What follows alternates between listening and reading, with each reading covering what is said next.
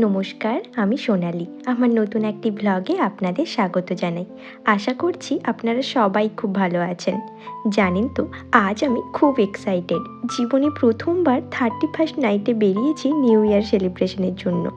অন্যান্য বছরগুলোতে new year celebration বলতে আমার কাছে ছিল সকালে ঘুম থেকে উঠে হোয়াটসঅ্যাপ ফেসবুকে বন্ধুদের হ্যাপি নিউ ইয়ার মেসেজ করা আর বাড়িতে সবাই মিলে ভালো কিছু রান্না করে খাওয়া দাওয়া। তবে আমার এ বছরের শুরুটা একটু অন্যভাবেই হতে চলেছে। নতুন এক দেশে নতুনভাবে নিজের প্রিয় মানুষের সাথে। এখন আমরা এসেছি গোয়াংওয়ামান স্কোয়ারে। চারিদিকটা দেখুন কি সুন্দর আলো দিয়ে সাজিয়েছে।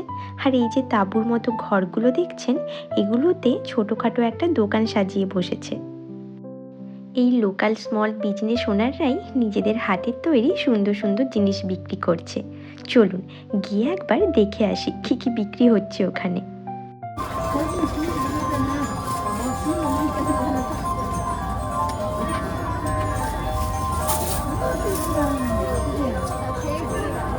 এইগুলো দেখুন, বেশ ছোট ছোট কানের ট্যাপ, আয়না, হেয়ার ব্যান্ড, গলার মালা, এগুলি সবই কিন্তু এরা নিজের হাতে তৈরি করেছে। কি দারুণ, তাই না? এই সিওলের বিভিন্ন জায়গায় 13 ডিসেম্বর থেকে 5 জানুয়ারি পর্যন্ত সিওল উইন্টার ফেস্টিভ্যাল সেলিব্রেট হচ্ছে। এটা এখানকার একটা ইয়ার এন্ড সেলিব্রেশনই বলতে পারেন। এই উৎসব বিভিন্ন লাইটিংয়ের মধ্য দিয়ে এই শহরের ঐতিহ্য, আধুনিকতা, শিল্প প্রযুক্তি এবং প্রাকৃতিক দৃশ্য তুলে ধরে। এখানে দেখুন বিভিন্ন লাইটিং দিয়ে কি সুন্দর তৈরি করেছে।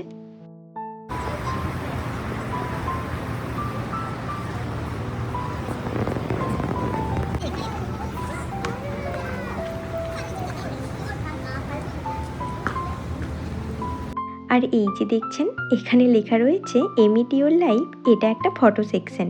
এর ভেতরে গিয়ে আপনি দাঁড়ালে আপনার এরকম 3টে স্টাইলের ছবি পাবেন। আর এই যে দেখছেন, এর নাম হেইচি।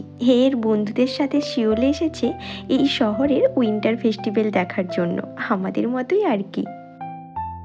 আর এই প্যালেসটাতে দেখুন কি দারুণ লাইটিং শো হচ্ছে। সত্যি দাঁড়িয়ে দাঁড়িয়ে দেখার মতো কিন্তু।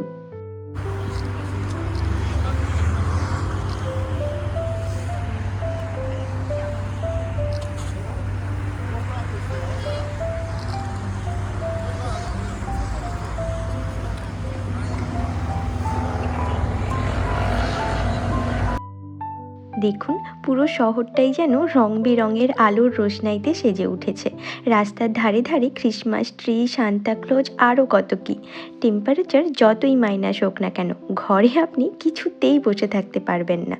চারিদিকের এত আলো, এত মানুষের ঢল আপনাকে সোয়েটার জ্যাকেট পরে বাইরে বেরোতে বাধ্য করবেই। আর একবার বাইরে বেরোলে আপনি এই শহরের প্রেমে পড়ে যাবেন।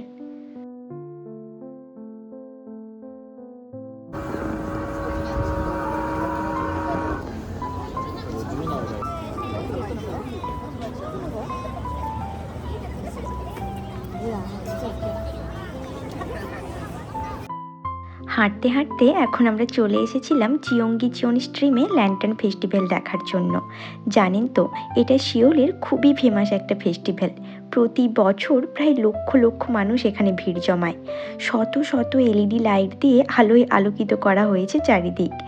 প্রায় 240টির মতো প্রদর্শনী রয়েছে এখানে, যা স্যান্ডি নামক কোনো এক কোরিয়ান রাজবংশের রাজকীয় শোভাযাত্রা, বিনোদন, চলচ্চিত্র এইসব তুলে ধরেছে।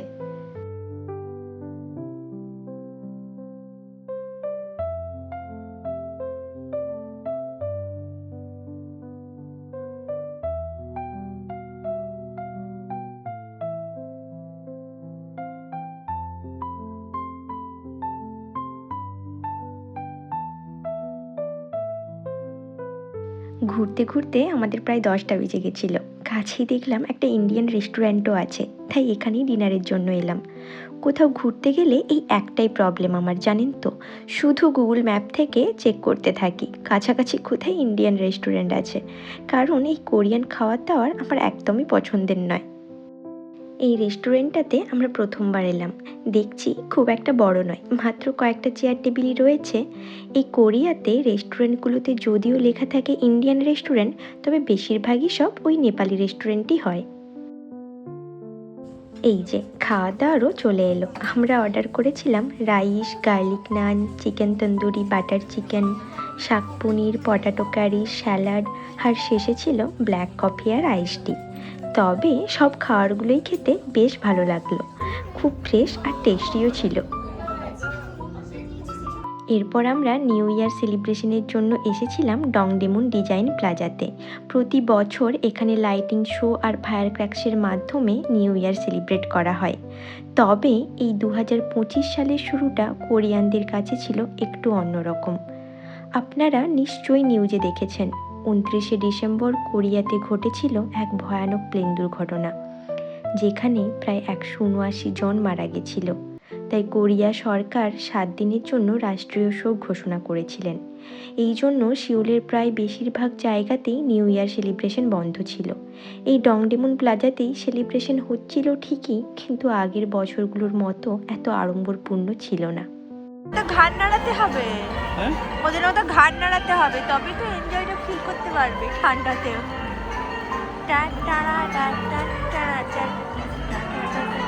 এবার মুখটা এরকম করছে।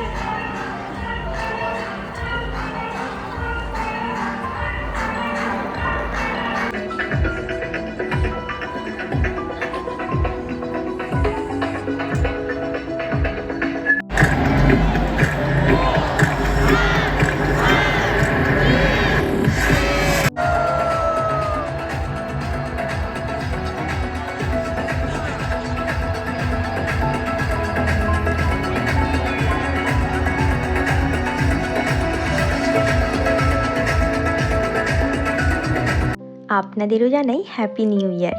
নতুন বছরের জন্য রইল অনেক অনেক শুভেচ্ছা আর ভালোবাসা। এই নতুন বছর আপনাদের সমস্ত স্বপ্ন এবং ইচ্ছেগুলো পূরণ করুক।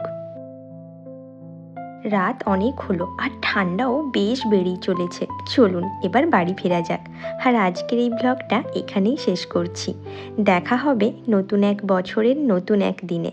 আর আজকের এই ব্লগটা কেমন লাগলো তা কমেন্টে জানাতে ভুলবেন না কিন্তু। আর ভালো লাগলে অবশ্যই একটা লাইক, শেয়ার ও সাবস্ক্রাইব করে দেবেন।